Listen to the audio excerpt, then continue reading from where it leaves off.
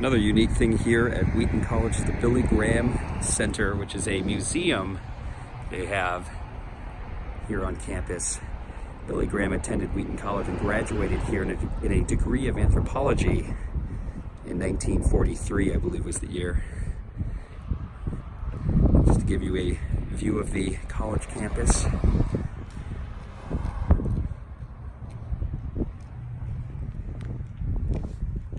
I love that Gothic architecture. It's a very beautiful campus here in Wheaton, Illinois.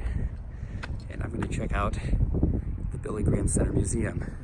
Now, I've actually been to his main museum in Charlotte, North Carolina, and I highly recommend it. It's incredible, it's interactive, it's on par with something you'd see at Disneyland as far as just the imagination that went into it and all the historical documents that they have on hand. And now he is laid to rest there because he had passed away this past year at 99 years old.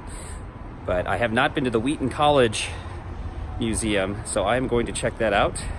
Billy Graham is arguably one of the most influential Christian leaders of the 20th century, if not longer than that, and quite an influential figure in general. So I'm going to check out this museum. Follow me.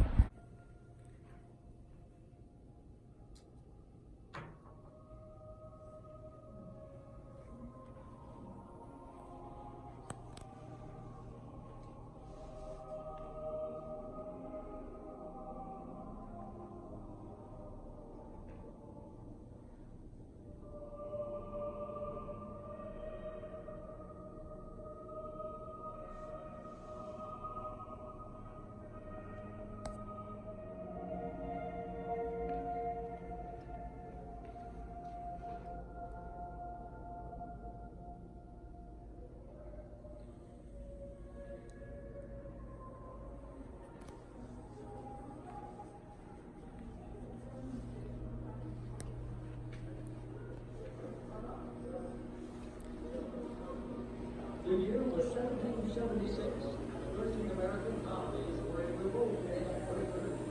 Walking in, you enter this great hall that I just previously filmed. It's very quiet. There's music playing, so I didn't want to do a lot of speaking, but stepping into this, it looks like it's the history of the United States.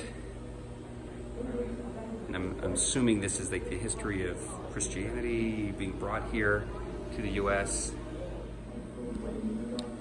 So exploring this a little further, it seems there's a lot of diagrams from the colonial era in the United States when Christopher Columbus first arrived in the Americas, all the way up to the mid-20th century.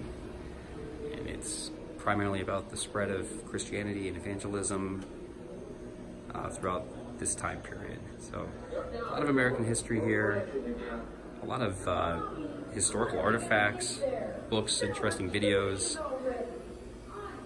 Quite a fascinating journey just learning about this topic and kind of how evangelism is spread. Among some of these artifacts they have is a spiritual manuscript from Cotton Mather, who was a preacher in Boston's Old North Church in the early 1700s. Got some history of New England, 1702. Manuals on church life, 1731. So there's a lot of interesting historical artifacts here from the early colonial days of the United States. Evangelist George Whitfield landed in America after a voyage of almost 3 months. Immediately, crowds of up to 10,000 jammed churches and fields around Philadelphia and New York to hear him.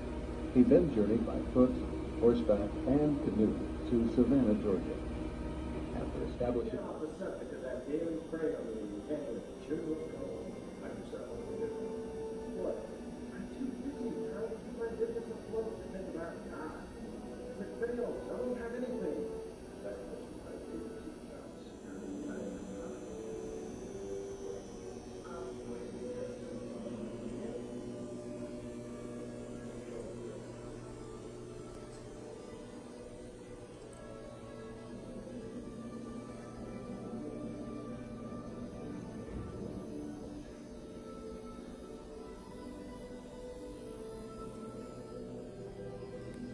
Paying for Christ to the Windy City.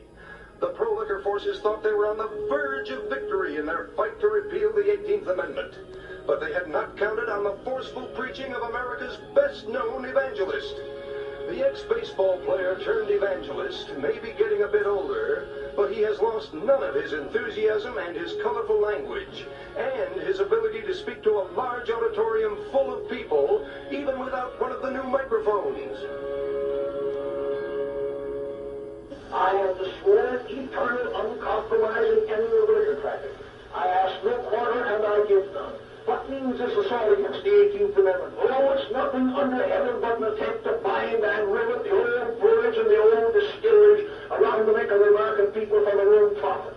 The saloons are dead to Egyptian mummy. She's too dead to skin, but her ghost hangs like a moral paralysis over our land. I'll kick it as long as I have a foot. I'll punch it as long as I have a fist. I'll butt it as long as I have a head. I'll bite it as long as I have a tooth. And when I'm old and fistless and footless and toothless, I'll tell it till I go to heaven.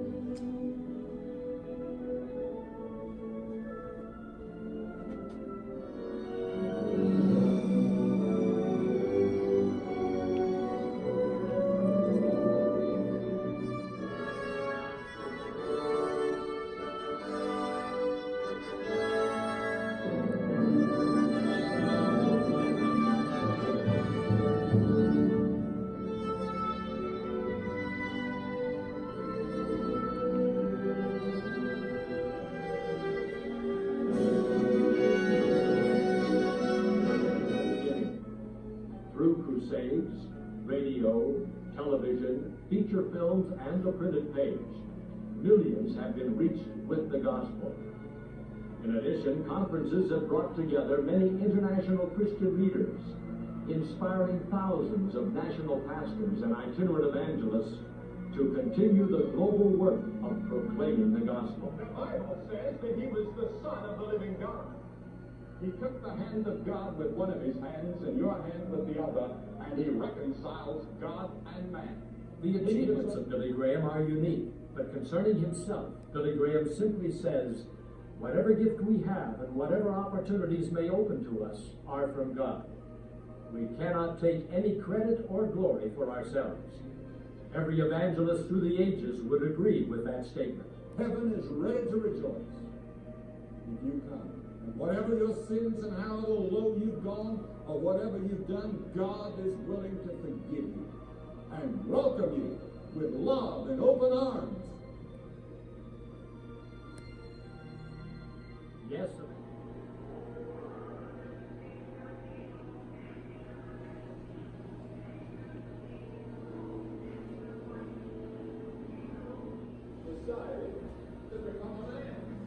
So it looks like the rest of this museum is on the life of Billy Graham, from his upbringings in North Carolina to eventually how he became one of the biggest preachers and evangelists in not only U.S. history, but probably world history. That's why Christ came, and that's why he died. And then God raised him from the dead, so that Christ is now alive, sitting at the right hand of God the Father.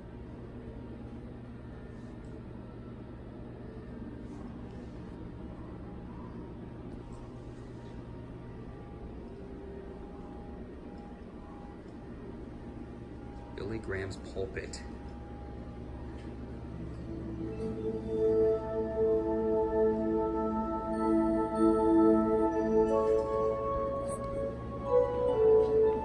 I think you can stand up and you can speak if you want.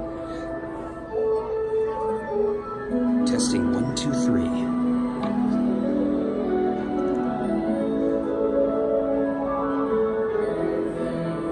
You can speak to a imaginary crowd that is photographed on the wall to give you a perspective of possibly what Billy Graham saw as the taste. Angeles, California has grown to such proportions that it covers many square miles between the Sierra Madre Mountains and the Pacific Ocean. In this area, 4 million men, women, and children live, going to and fro, seeking, reaching. There's Billy Graham and his wife at Wheaton College, here where he graduated in 1943. Billy Graham and song leader Chris Farrell hear the word of God preached in the. Here's a picture of Florida Baptist Church in Palatka, Florida, the site of Billy Graham's first sermon. There are tremendous marital problems. There are physical problems. There are financial problems. There are problems of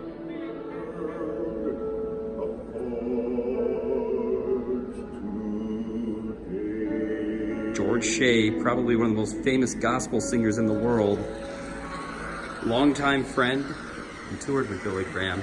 He actually passed away in, I believe it was 2013, at the age of 104 years old. He's buried at the Billy Graham Library and Museum in North Carolina.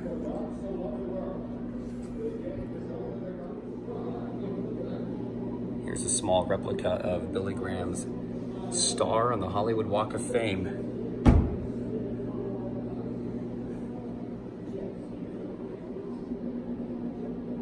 A number of other things here. A key to the city of Los Angeles, Indianapolis, and Cleveland. There's even a medal presented by Pope John Paul II.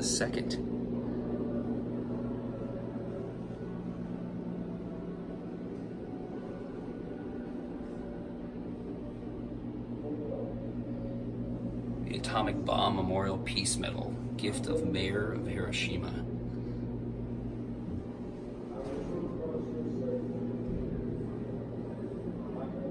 Billy Graham on Johnny Carson.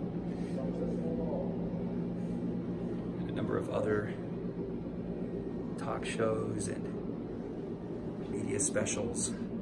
There he is on the cover of Time Magazine, Newsweek, Life, People.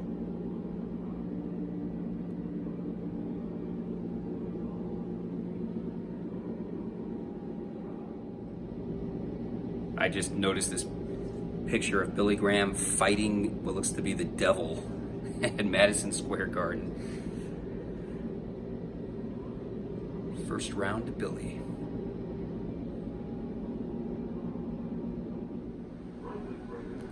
Some fascinating pictures here. Billy Graham, National Day of Prayer and Remembrance for September 11, 2001 at the National Cathedral. Here's him with the body of President Richard Nixon, Ronald Reagan, John F. Kennedy, Queen Elizabeth II, Chief Rabbi Rosen, I don't know who that is, Jack Nicklaus, the famous golfer, Walt Disney, Muhammad Ali, ooh, and Johnny Cash. I guess I'll name him too. Pope John Paul II.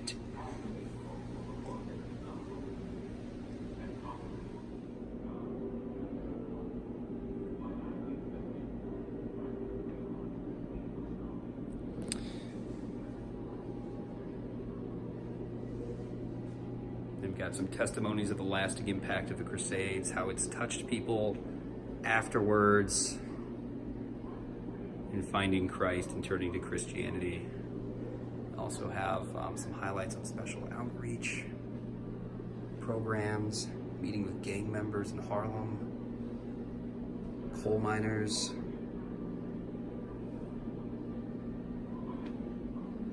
wounded soldiers.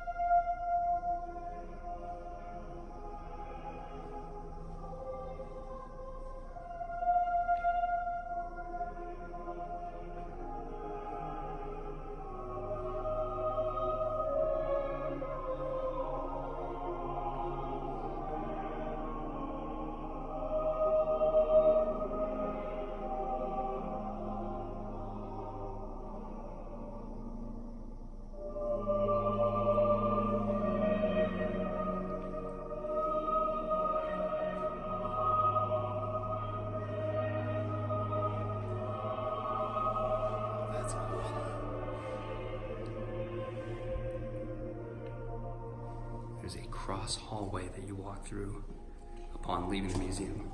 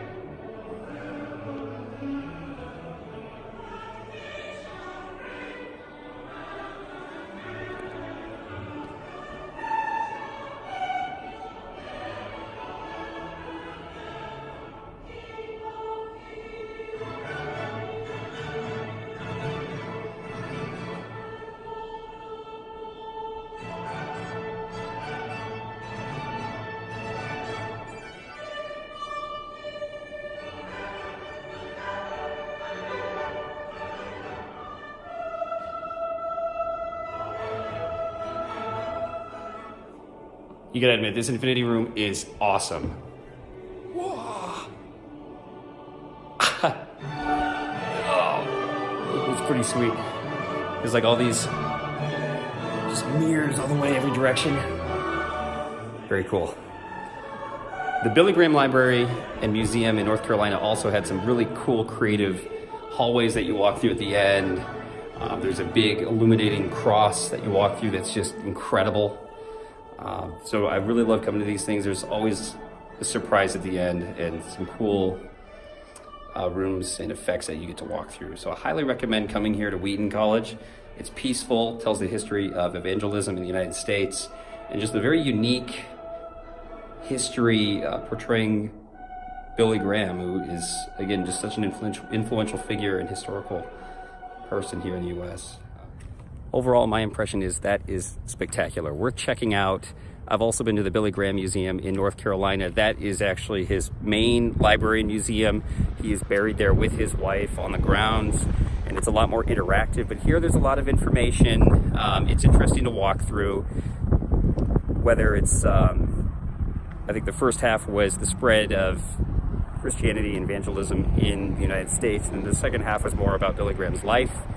Both fascinating topics, and highly recommend. I love the illusions at the end where you walk through a cross hallway, and that's classic Billy Graham museum techniques. They do that at the North Carolina one as well, where you walk through an actual interactive cross. It's incredible. I recommend. So definitely come, check it out.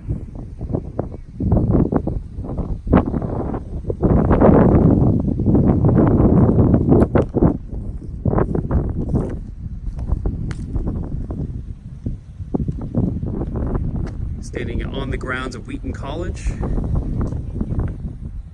this particular hall, Blanchard Hall, built in 1871.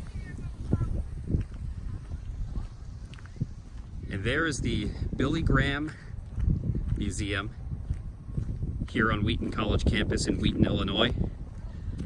Billy Graham attended college here and graduated in anthropology in 1943. And after a little museum touring, I thought I'd check out this little popcorn shop here in Wheaton, Illinois. It's kind of small, isn't it? It's a little skinny. Looks like something out of Harry Potter.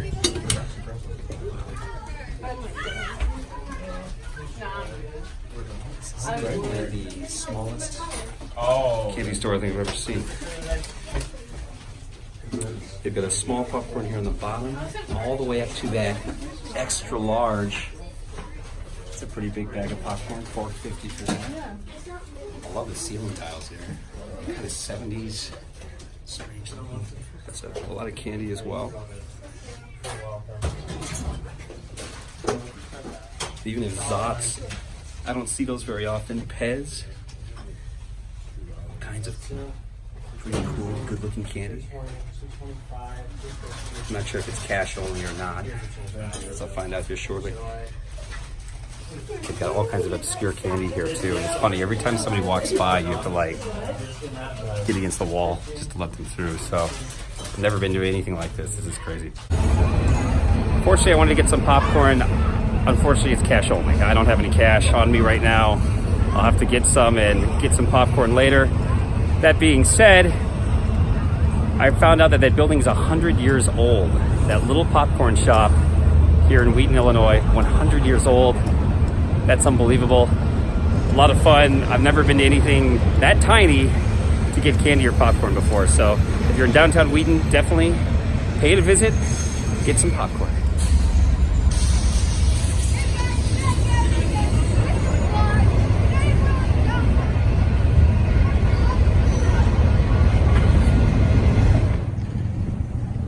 I'm kind of hungry, and since I couldn't get popcorn, I'm going to try this local Shea's Deli located here in downtown Wheaton. Had some good ratings. I'm going to give it a try.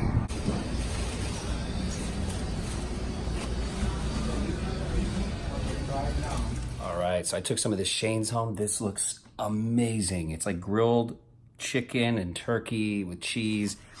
I also got some chili. Made it back home. Thanks for tagging along with me, guys. Keep it real. Talk to you later.